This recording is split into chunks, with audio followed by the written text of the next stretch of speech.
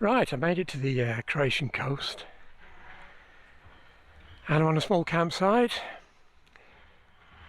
which runs down, and the bushes at the bottom you can see is the sea. So let's go and have a look. There's an interesting vehicle down there as well. A comprehensively restored Unimog, probably mid-70s looking at the bonnet. I'm not entirely sure, but probably. It's had a lot of work done to it. It's in superb condition.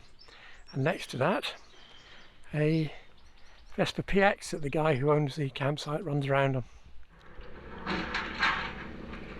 Apologies if there's some background noise. They're rebuilding a jetty not far away, which is quite loud. But anyway, as you can see, absolutely stunning vista. And on that little island just over there, there's a tiny church. And the water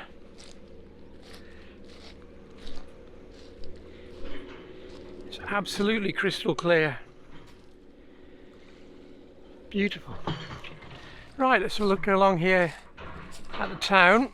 It has a harbour. I'm sure there's not much else. I think it's just a small village. But this is going to be my home for 3 days, so I'll just basically do domestic stuff and rest up. I wonder where that boat goes.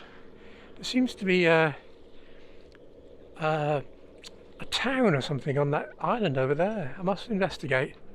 So there appears to be 3 harbours. This one, small fishing boats, and then another small one next to that, and then beyond that what seems to be the pleasure craft. Although the one at the end looks like it's a larger tourist boat. Anyway, we shall walk along and have a look.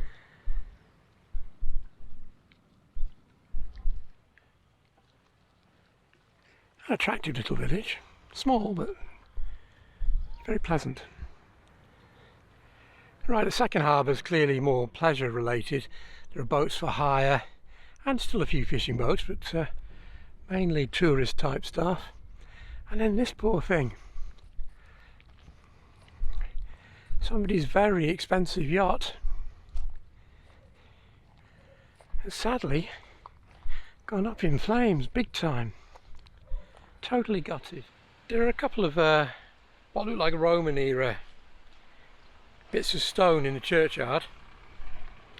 But what I really liked was this stone, which is hand carved obviously, dating back to 1694. And then right at the edge here, they've got D. Nicola, but they've run out of room. So they've got N-I-C-O-L, and then underneath is the A. Bit of a whoops that one, but anyway, 1694.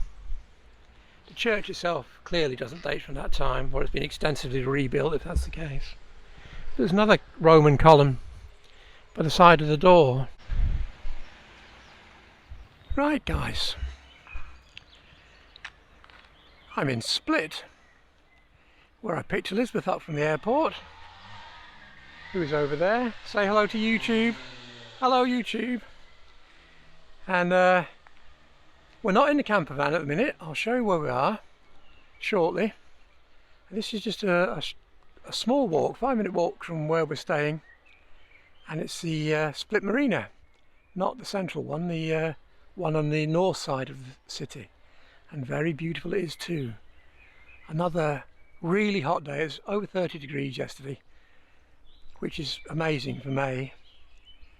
But there we are. I'll show you more as we continue.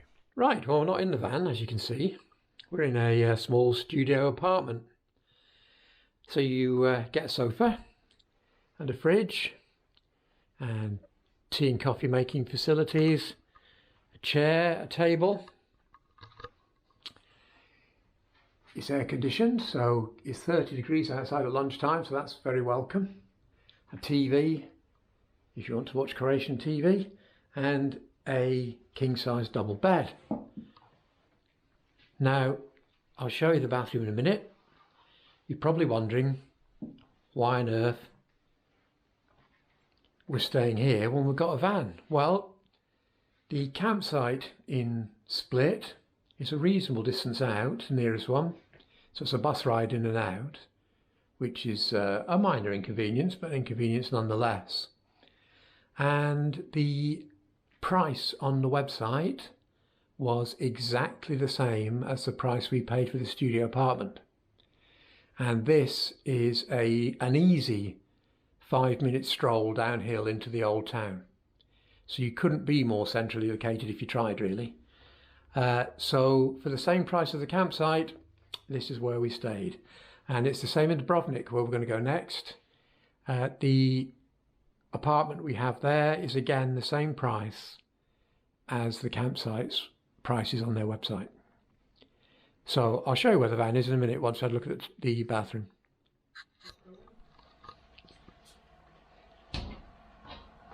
Right, so there we go. A non-air conditioned bathroom, so it's instantly hotter in here. But a good size, brilliant shower, very, very hot. So there you go. That's why we're not camping. And the van's tucked away in this very tight little courtyard, but it's safe and sound. Well, classic cars have been a bit thin on the ground in the Balkans so far, but I found a Diane, and looking at the badging, which is a bit rough, but looking at the badging, probably a Yugoslav-made version. Obviously, no number plates, not been used for a time, but nice to see one. It's very sunny, the glare's very high. Oh, it's full of rubbish. I think this poor thing's been abandoned. What a shame, because it looks structurally pretty good. Definitely savable in the UK, that's for sure. Oh, there we go. Yugoslav made, no doubt about that. With a fiberglass top instead of a canvas one. Well, unexpectedly, by the side of the road, we've got an old Harley, probably about the same sort of age as mine, mid-70s. Kicker, it's got the banana caliper front brakes, got nice spotlights on the front. Lovely. Yep, pretty much like my FLH. It's got a hand starter solenoid thingy. Yeah, very nice, very stylish. And as luck would have it, no sooner had I filmed it. Right, I've left it till the evening to have a walk round and show you a bit of Split. But basically, the old town centre is dominated by what was the Roman palace of the Emperor Diocletian, which is enormous. It's hard to believe that one person would have lived in something this size. It makes Buckingham Palace look like a hovel. But anyway, the other incredible thing, of course, is that it's survived incredibly intact, possibly because parts of it were converted into external walls for buildings inside. Therefore, as long as the building stood, so did the Emperor's place.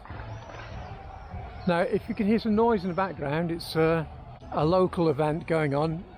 Split has a very young vibe. I think it must have a university. There's loads of young people. It's very lively. It's a great place, full stop. So let's look inside. Bits of it look like they're falling down. Some pretty impressive wood bracing going up there, holding these two buildings apart.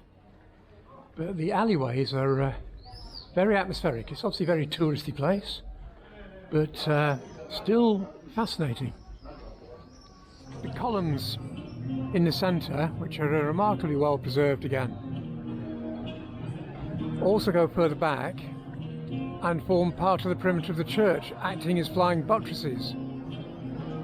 So I don't know if any of you know Cordoba, but there's a mosquito in Cordoba where the mosque has a church inside, where the old religion has been superseded by the new. And this is another example where the Roman temple has been superseded by a Christian edifice. And a similar thing in Sicily, where there is a complete Greek temple where the arches have been infilled and converted into a church. So it's funny how one religion supersedes another, but a very atmospheric place. There's a handy poster of what it looked like when it was the Emperor's original residence. And parts of it, as I said, can still be seen quite clearly along the front. There has been windows inserted